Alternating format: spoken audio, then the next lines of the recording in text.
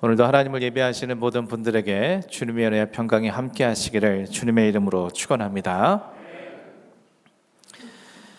천사들로부터 예수님께서 살아나셨다는 것을 듣게 된 갈릴리 여인들은 천사가 가르쳐 준 것처럼 갈릴리에서 자신들에게 주신 예수님의 말씀을 기억해냈습니다. 곧이어 사도들과 다른 모든 이들에게 주님의 부활의 소식을 증언했습니다. 그리고 그 소식을 전해 들은 사람들 중 두 사람이 예루살렘을 떠나 예루살렘에서 25리 정도 떨어져 있는 엠마오라는 마을로 향해 가고 있었습니다. 그들은 본래 예수님의 열렬한 추종자였습니다. 예수님께서 유월절을 맞아 예루살렘에 올라오실 때 그들은 예수님께서 자신들과 민족을 구원해 주실 메시아라는 확신 가운데 큰 기대와 설렘과 환희를 안고 올라왔습니다. 하지만 그런 자신들의 기대와는 달리 예수님께서 십자가에 못 박혀 죽으시자 그들은 큰 실망감과 시리에 가득 찬 가운데 자신들의 본래 거처인 엠마오를 향해 돌아가고 있었던 것입니다. 그런 그들에게 부활하신 예수님께서 친히 가까이 가셔서 그들과 함께 동행해 주셨습니다. 하지만 자신들의 기대가 무너진 절망감과 실망감으로 눈이 가리워진 그들은 예수님이 누구인지 알아보지 못했습니다. 뿐만 아니라 예수님께서 직접 그들에게 질문을 던지심으로 당신의 음성을 들려주셨지만 그들은 주님의 음성도 알아듣지 못했습니다. 한마디로 그들은 영적인 눈과 귀가 멀어버린 상태였던 것입니다. 그런 그들에게 예수님께서 이렇게 질문을 하셨습니다. 너희가 길 가면서 서로 주고받고 하는 이야기가 무엇이냐? 예수님께서는 그들이 무슨 이야기를 나누시는지 누구보다 잘 아시는 분이었습니다. 그럼에도 불구하고 주님은 그들의 신앙이 어떠한지 확인하시기 위해서 또 그들이 자신들이 나누는 이야기들을 통해 주님의 부활하심을 깨달을 수 있기를 기대하신 것입니다. 하지만 그들은 슬픈 빛을 얼굴에 띠며 걸음을 멈추며 예수님을 응시했습니다. 그리고 글로바라 하는 사람이 예수님께 이렇게 말했습니다. 오늘 본문 18절 말씀입니다. 그 한 사람이 글로바가 하는 자가 대답하여 이르되 당신이 예루살렘에 체류하면서도 요즘 거기서 된 일을 혼자만 알지 못하느냐? 본사의 기자인 누가는 글로바라는 사람의 이름을 명확하게 밝히고 있습니다. 그가 누구인지에 대해서는 의견이 분분하지만 분명한 것은 그 사람의 이름을 밝힘으로 인해서 누가는 독자들에게 누구나 알 수 있는 그의 이름을 밝히고 있다는 겁니다. 다시 말해서 그 이름을 밝힌 것은 그가 초대교회의 한 지도자로서 추측되고 있으며 그가 이와 같은 사실의 주인공이라는 것을 누가는 밝히고 있다는 겁니다.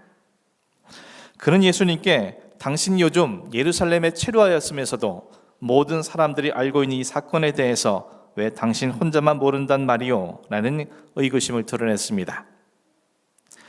그런 그의 의구심에 대해서 예수님은 무슨 일이냐라고 다시 질문을 던지십니다.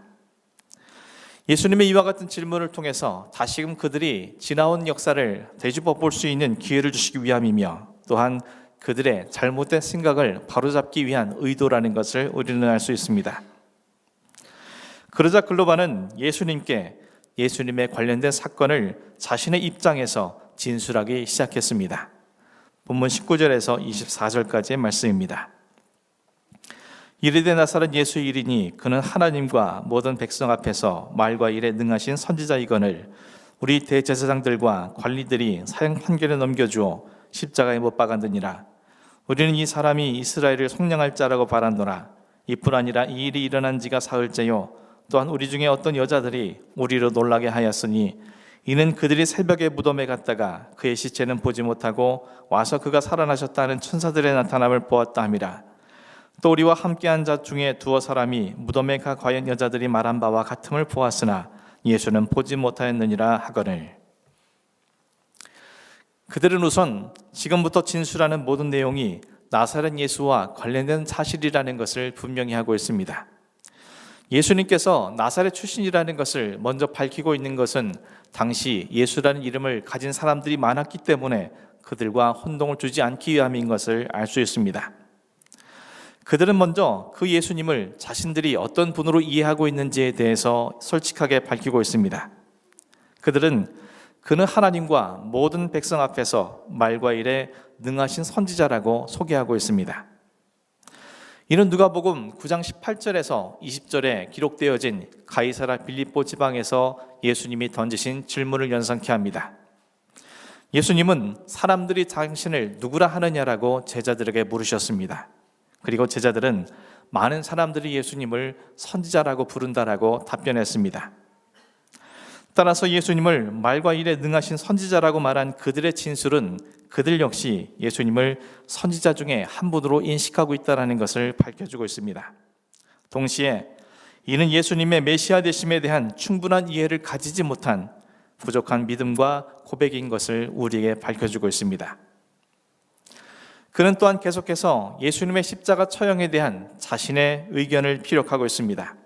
그들에 따르면 예수님은 죽음에 있어서 전적인 책임은 대제사장들과 관리들에게 있음을 밝히고 있습니다. 그들이 예수님을 사형 판결에 넘겨주었고 그로 인해서 예수님은 억울하게 십자가에 못 박혀 죽었다라고 그들은 직접적으로 밝히고 있는 것입니다. 또한 그로 더불어 그는 예수님에 대한 자신들의 기대를 피력하고 있는데 우리는 이 사람이 이스라엘을 속량할 자라고 바랐다라고 말하고 있습니다. 이는 다른 사람은 어떨지 모르지만 자신들은 그가 이스라엘의 속량자라고 생각했다라는 것을 분명히 말합니다. 여기서 속량이라는 것은 구원하다, 구속하다라는 의미로서 이것은 영적인 의미가 아니라 로마의 억압으로부터 자신들을 해방해 주실 정치적 메시아로 그들이 여기고 있다라는 것을 말하고 있습니다. 이들이 얼마나 그가 간절하게 정치적 메시아이기를 바랬는지 바랐다라는 표현을 통해서 확인할 수 있는데 그들은 이 표현을 미완료형으로 기록함으로 말미암아 바라고 또 바랐으며 계속적으로 바라고 있다는 사실을 분명히 나타내고 있습니다. 다시 말하자면 그는 예수님께서 이방인의 악한 세력 아래에서 민중을 해방시켜 주실 정치적 메시아요 하나님의 나라를 이루실 것이라고 그들은 간절히 기대했던 것을 나타냅니다. 이런 관점에서 보면 그들의 기대는 예수님이 추구하신 길과 사뭇 다르다라는 것을 확인할 수 있으며 그들이 그토록 절망한 이유가 바로 여기 있다라는 것을 보게 됩니다. 예수님에 대한 이와 같은 정치적 메시아로서의 기대를 계속해서 갖고 있었던 그들이기에 예수님의 십자가의 죽음은 그들의 희망이 단절된 것을 의미하는 것입니다. 그가 말한 사흘째라는 표현은 예수님께서 이미 죽어 없으신데 우리는 여전히 소망이 없이 지내고 있다는 사실을 그들이 말하고 있는 것이었습니다. 글로바는 마지막으로 한 가지 사실을 또 진술하는데 그것은 사흘째 되는 날인 오늘 새벽에 있었던 일들에 대해 이야기하고 있습니다. 오늘 새벽 자신들 가운데 있던 어떤 여자들이 예수님의 무덤에 가서 그분의 시체를 보지 못하고 천사들로부터 예수님께서 살아나셨다는 이야기를 들었다라고 자신들에게 전해주었습니다. 그와 같은 일은 자신들에게 큰 놀라움을 주었다라고 그는 말합니다. 그리고 여인들의 말이 사실인지 확인하기 위해 두어 사람이 무덤에 갔지만 그들 역시 예수의 시체를 보지 못했노라고 진술하고 있습니다. 그와 같은 글로바의 모든 진술을 들으신 예수님께서 이렇게 말씀을 하셨습니다. 본문 25절, 26절 말씀입니다. 미련하고 선지자들이 말한 모든 것을 마음에 더디 믿는 자들이여 그리스도가 이런 고난을 받고 자기의 영광에 들어가야 할 것이 아니냐. 엠마오로 내려가고 있는 시리와 실망에 가득 찬 그 두 사람의 말을 다 들으신 이후에 예수님께서는 깊이 탄식하셨습니다. 한글 성경은 생략하고 있지만 원어 성경은 격렬한 감정의 의미를 내포한 헬라어 감탄사 오라는 단어를 기록하고 있습니다. 이것은 필시 이 두 사람의 영적 미련함과 더디 있는 믿음에 대한 책망과 더불어 안타까움과 분노하심이 있었다라는 것을 우리에게 나타내주고 있습니다. 예수님은 그들에게 그리스도의 고난이 곧 영광을 가기 위한 필수적인 과정이라는 것을 말씀하시면서 성경 속에 기록되어진 당신에 대한 모든 증언을 자세하게 설명해 주었다는 것을 본문은 우리에게 보여주고 있습니다. 사랑하는 성도 여러분, 글로버가 진술한 내용들 중에 사실에서 벗어난 것이 있습니까? 아니, 오히려 그가 말한 모든 것은 사실에 기인된 그런 내용들이었습니다. 예수님은 나사렛 출신이 맞으며 당시의 모든 사람들은 예수님을 나사렛 예수라고 불렀습니다. 또한 이들뿐 아니라 당시 예수님을 따르는 대부분의 사람들이 예수님을 선지자라고 불렀습니다. 또한 예수님께서는 대제사장들과 관리들에 의해 억울하게 십자가에 처형되었으며, 또한 여인들과 두어 사람이 확인한 바대로 무덤에서 예수님의 시체를 발견하지 못한 것도 사실입니다. 글로바는 자기가 아는 범위 내에서 사실대로 모든 것을 진술한 것입니다. 그럼에도 불구하고 왜 그가 예수님으로부터 미련한 자, 더디 믿는 자라는 책망을 들어야 했습니까? 그 이유는 믿음이란 눈으로 확인된 사실을 인정한 것이 아니라 눈에 보이는 사실 너머에 있는 영적 의미를 깨닫고 인정하고 믿음으로 말미암아 이루어지는 것이기 때문입니다. 그런 의미에서 그들은 사실 너머에 있는 영적 의미, 영적 핵심을 알아채지 못했기 때문에 주님으로부터 미련한 자, 더디 믿는 자라는 책망을 듣게 된 것입니다. 사랑하는 성도 여러분, 예수님께서 오늘 우리의 믿음을 판단하신다면 어떻게 판단하시리라 생각되어지십니까? 무엇보다 본문 속에 글로바와 그의 친구들처럼 주님으로부터 미련한 자, 더디 믿는 자라는 책망은 듣지 않아야 하지 않겠습니까? 이를 위해 우리는 주님께서 책망하신 미련한 자란 누구이며 더디 믿는 자가 누구인지에 대한 분명하고 확실한 이해가 있어야 할 것입니다. 본문 속에 미련하다라는 단어의 원어상의 뜻은 정신이 없다, 이해하지 못한다 라는 뜻을 갖고 있습니다. 정신이 없다는 것이 무엇입니까? 정신이 없다는 것은 머리가 좋고 나쁘다는 뜻을 가진 것이 아닙니다. 정신이 없다는 것은 정신을 잃어버렸다라는 뜻입니다. 이는 그들이 무언가에 의해서 정신을 빼앗겨 버렸다라는 상태를 주님께서 지적하신 것입니다. 그들이 무엇에 정신을 빼앗겼습니까? 예수님께서 십자가에 죽어버리심으로 말미암아 자신들의 희망이 단절되었다는 그 상황에 그들은 갇혀버린 것입니다. 때문에 그들은 반드시 알아야 할 영적 핵심을 놓쳐버림으로 말미암아 예수님으로부터 미련한 자라 책망을 받게 된 것이었습니다.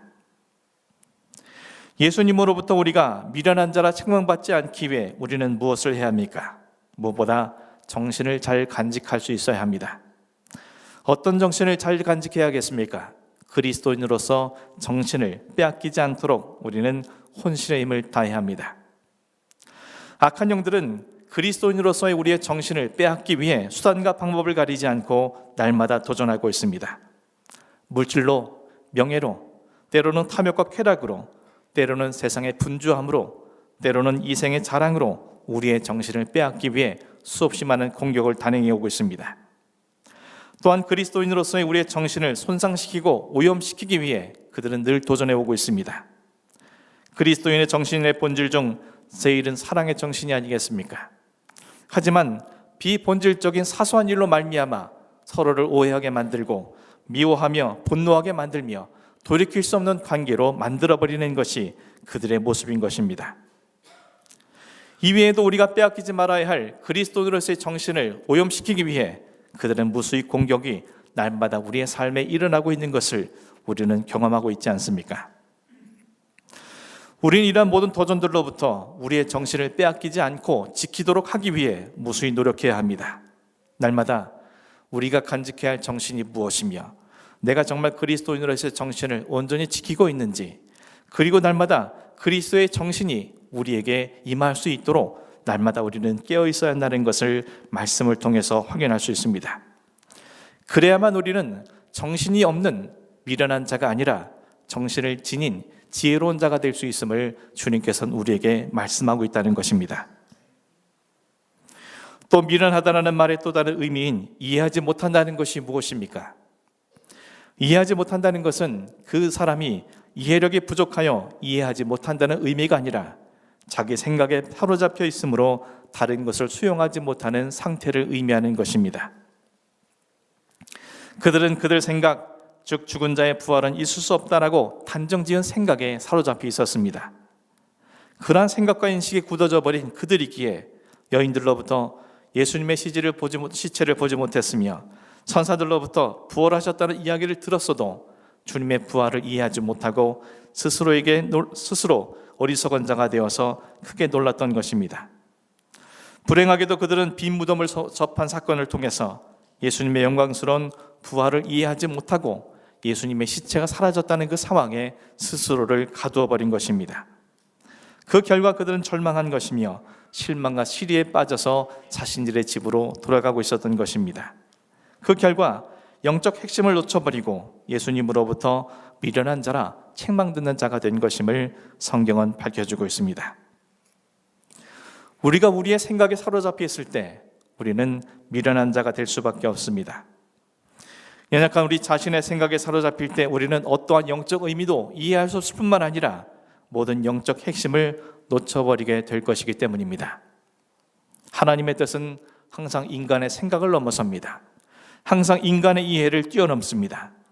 우리가 우리의 생각에 갇혀 있는다면 우리는 하나님의 역사하심을 깨닫지 못할 뿐만 아니라 하나님의 섭리와 뜻도 알지 못하여 스스로 어리석은 자가 될 수밖에 없으며 우리의 믿음을 매개로 역사하시는 하나님의 사역을 제한하는 어리석은 자가 될 수밖에 없다는 것입니다. 본문 속 글로바와 친구는 예수님의 당하신 고난의 의미를 이해할 수 없었습니다. 그들 생각의 고난은 곧 모든 것이 끝나버리는 것으로 제한되어 있었기 때문입니다. 하지만 주님은 고난은 영광을 얻기 위한 과정이라는 것을 그들에게 밝히셨습니다.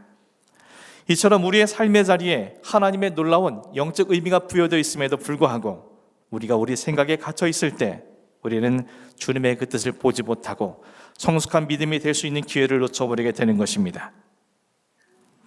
하지만 연약한 인간의 생각과 사고를 버리고 주님의 그 은혜 속에서 날마다 믿음으로 살아가기 위해 노력한다라면, 그리고 우리의 생각과 사고를 버리고 주님의 그 역사하심을 믿음의 눈으로 순전하게 바라볼 수 있다면 우리는 그 안에서 주님이 원하시는 영적 사람으로 우뚝 설 수 있다는 것을 말씀을 통해서 확인할 수 있는 것입니다.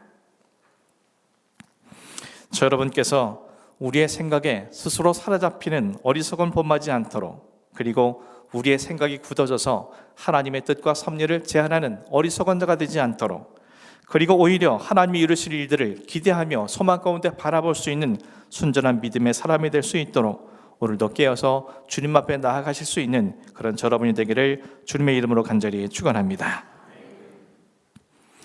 마지막으로 예수님의 책망하신 더디게 믿는 자라는 말 속에 더디다라는 의미를 이해할 수 있어야 합니다.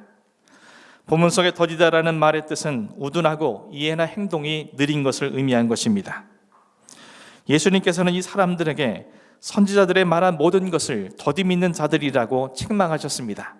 다시 말해서 하나님 말씀 믿는 데에 신속하지 못한 것에 대해서 그들을 책망하신 것입니다.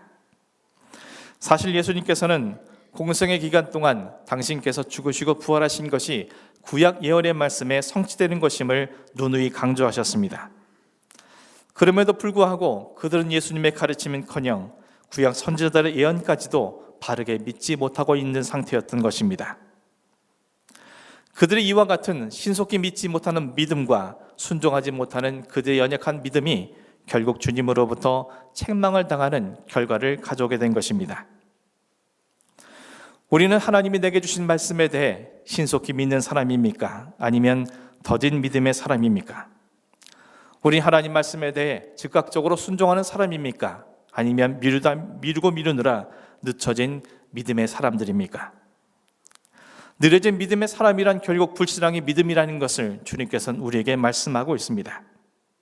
하나님의 말씀이 우리에게 주어졌을 때 우리가 즉시 순종하지 못한다면 결국 그는 그 말씀대로 살아가지 못하는 불순종의 사람이 될 수밖에 없기 때문입니다. 이 사실은 지난 우리의 삶의 모습을 통해서 경험한 바가 아니겠습니까?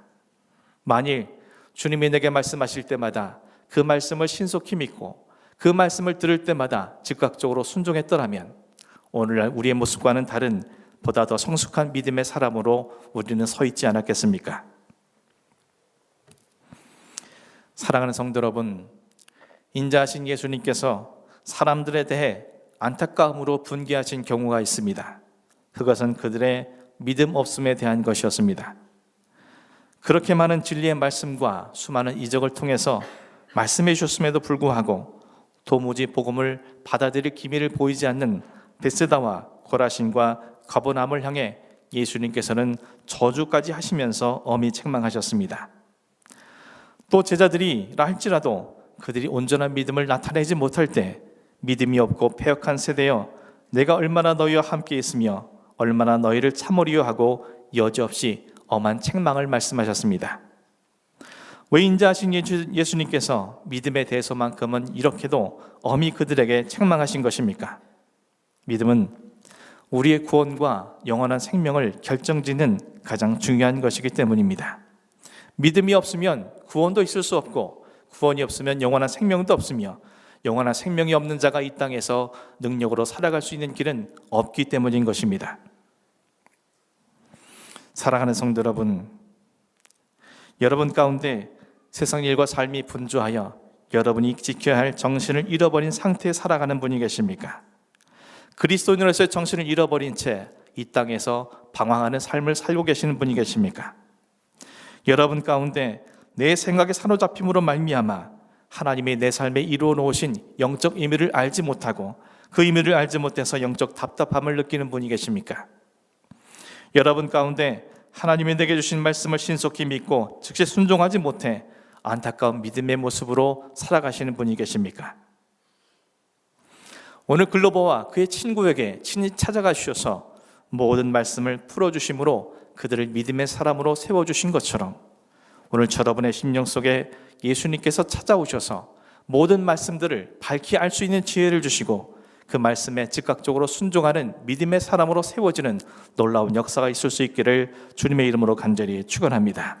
이를 위해서 그들이 보였던 미련한 모습, 모든 것에 우리의 마음과 생각을 빼앗기지 않도록 오늘도 깨어 기도하시고 영적 의미를 이해할 수 있도록 내 생각과 고집을 저버리고 하나님의 뜻을 바라보며 주님의 말씀에 순종하며 믿는 것에 즉각적으로 나아가실 수 있는 그런 믿음의 사람들로 세워질 수 있기를 주님의 이름으로 간절히 축원합니다. 기도하겠습니다.